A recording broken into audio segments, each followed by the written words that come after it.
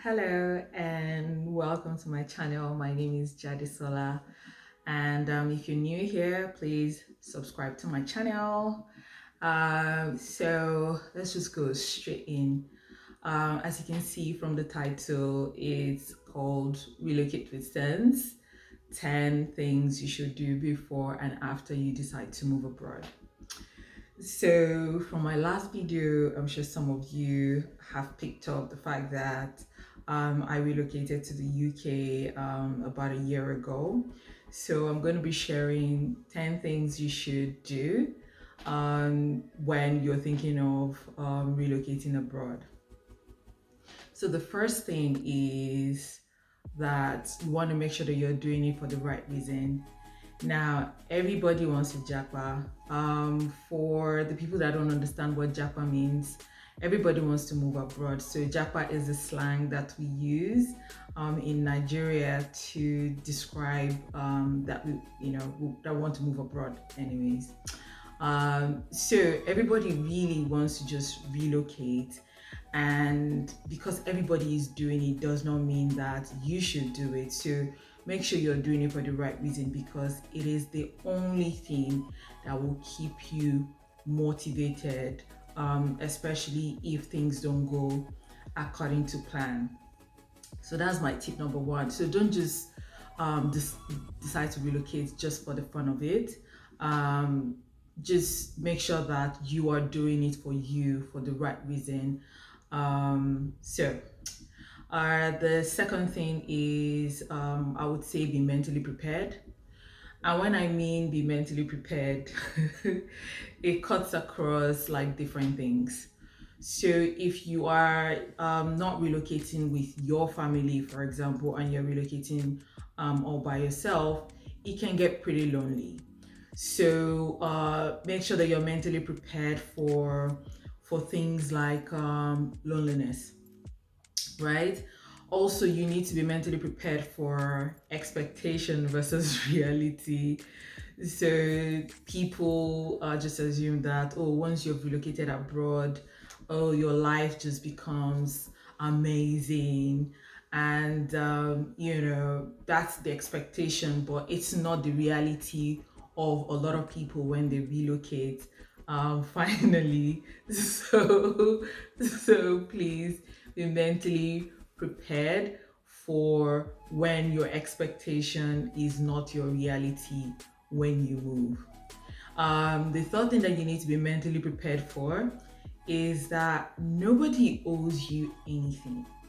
See, if you're relocating abroad and you're thinking, oh, yes, your family, your friends will take care of you, or they'll help you with different things, it may not be the reality. Just going back to the expectation versus reality, and just understanding that people have their lives before you came into the country. So please don't get frustrated when people that you felt like, oh, are going to support you are not there for you, because they have their own life. So be mentally prepared for disappointments if it comes around.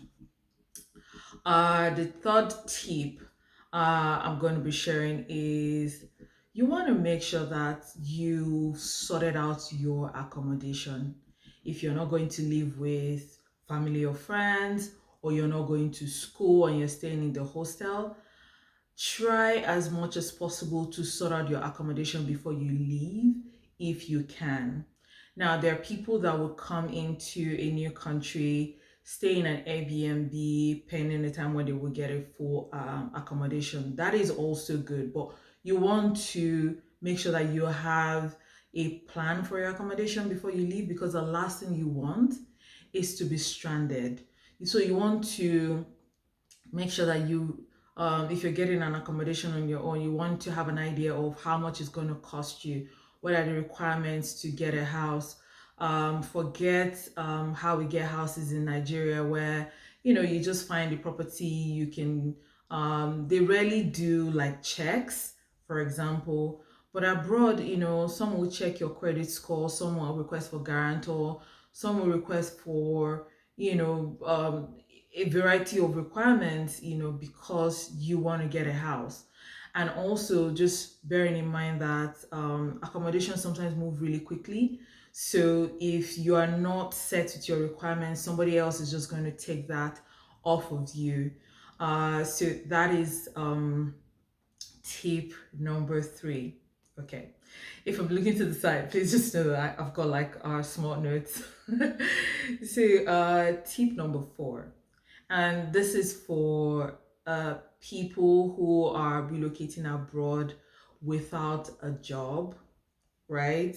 So you know that when you're relocating abroad, you're not going to have a source of income abroad when you get there. Enough savings before you leave your country. Have enough savings in your account. Now, I would recommend that you have at least 3 to 6 months worth of expenses. That would include your rent, your living expenses. Have at least 3 to 6 months worth of that in your account before you leave.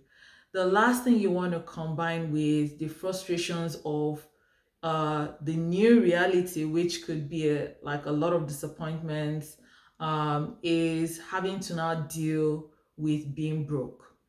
It can really mess up with your mental health, and you don't want that. You really want to be focused. You know why you have decided to relocate abroad.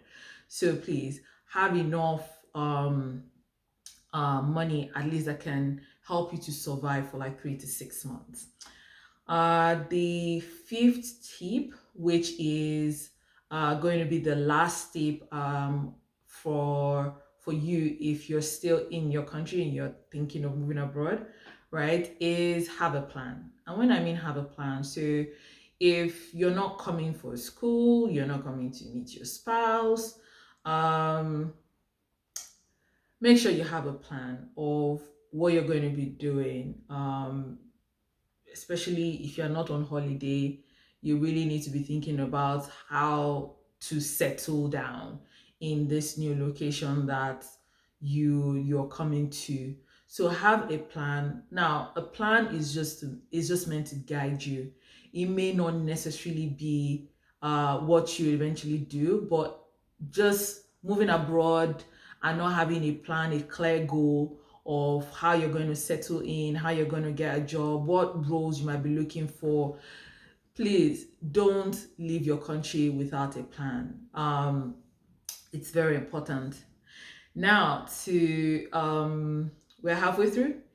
So we're going to talk about the last 5 tips, and this is for when you have now relocated abroad. Now, first on the list is Google and Google Maps are going to be your best friend.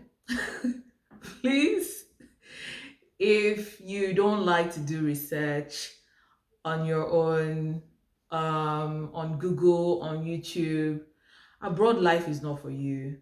You really don't want to be asking people questions that you can actually get the answers off of Google.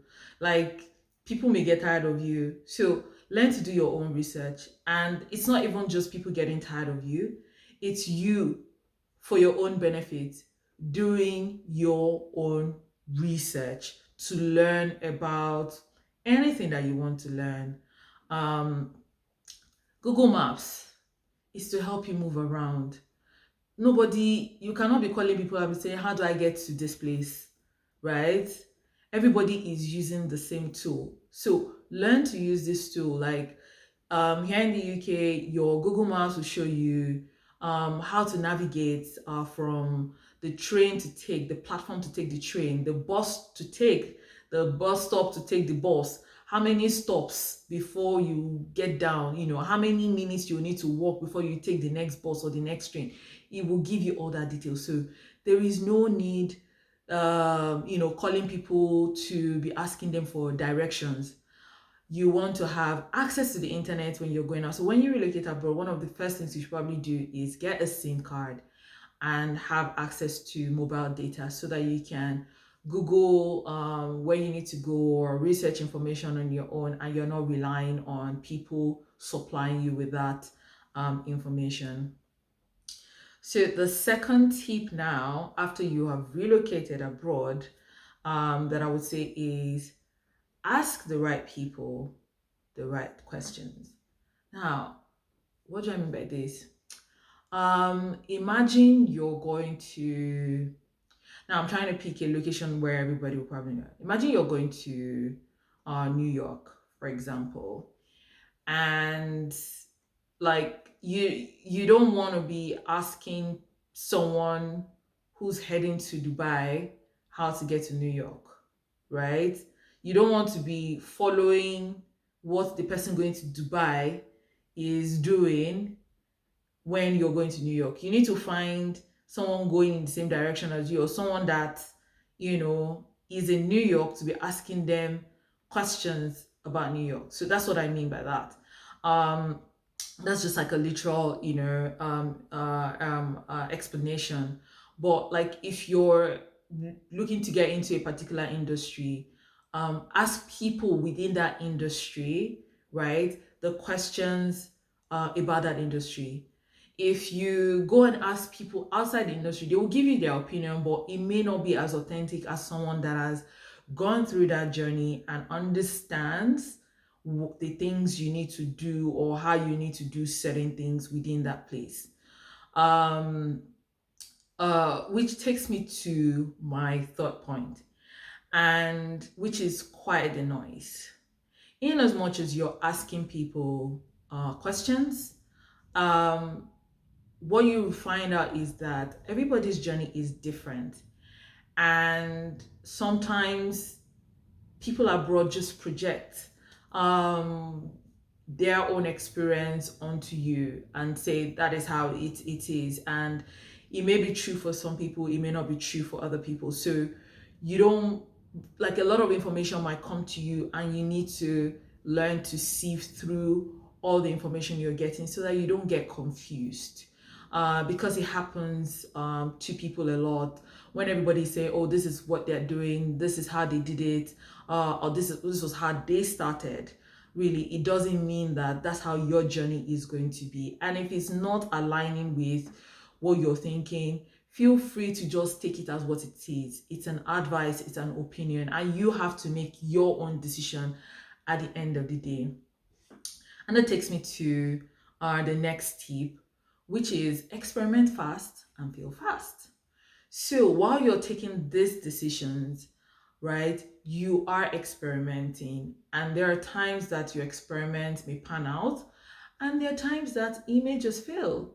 But whatever it is, you want to, take some of these steps really quickly. If you feel, either you learn from the things you did wrongly and try again, or you move away completely. You don't want to be wasting your time and money experimenting on things that are not working for you.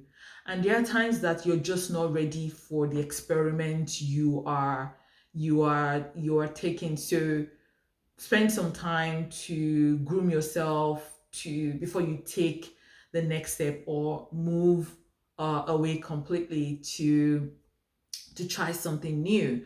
And it's okay. So give yourself that allowance to fail if that happens. The last tip I'm going to give, which is your accent is perfectly fine. Please don't come abroad and be rolling your tongue when you don't have the accent. Don't just speaking like, or I just arrived on America or in UK, or don't do it like you don't want to sound silly. As a matter of fact, what you realize is that this accent that you're trying to switch from is better than some accents you would hear of some people. There are people who cannot speak a word of English that are extremely successful, and people even understand them. So you don't want to come abroad and be rolling your tongues.